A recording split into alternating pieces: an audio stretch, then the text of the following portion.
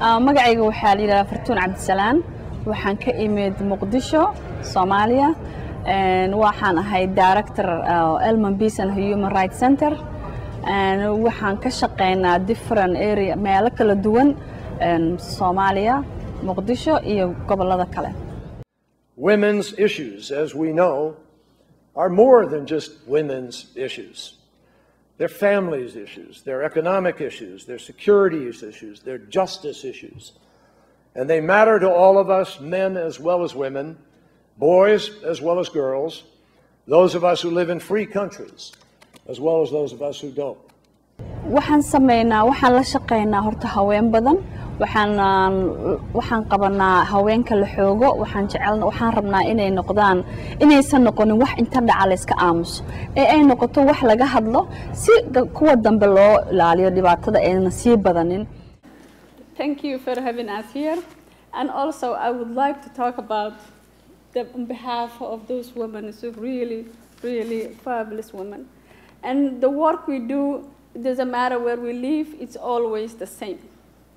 As a woman, we share one word, which is silence.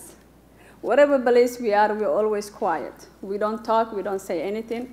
We just listen whatever someone tells us. And that is the way we are now to change. I'm a mother, I have 3 girls. And I have to be a role model, not only to them, but all young girls. And not only Somalia, but all over the place. We need to speak out. We need to involve. We need to be part of the change.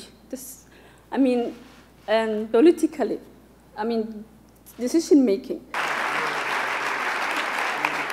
kale waxa jiro haweenka markay haystaan dhaqaale ku filan ay shaqaysanayaan ay maxaan ku iraahdaa noloshooda ayaga soo saari karaan waxay siisaa isku filnaansho waxay siisaa in ummadda kale ay u arkaan inay aad u qiimeeyaan ha noqoto familigooda ha noqoto ninkeeda ha noqoto meesha ay ku nooshahay marka in haweenka kor loo soo qaado waxbarashadooda caafimaadkooda dhaqaalahooda wax badan ayay ka qaadanaysaa nabadda Soomaaliya waxa kaliya oo haweenkeenu ay ku heli karaan nabad waa in nabad la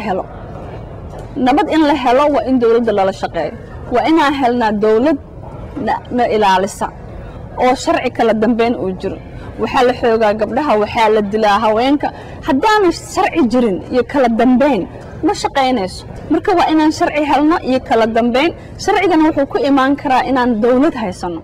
For courageously championing the rights of women and youth in Somalia through post-trauma support provision, skills, training, education, and advocacy, and for never losing hope for a peaceful Somalia, we honor Fartuun Aden as a woman of courage.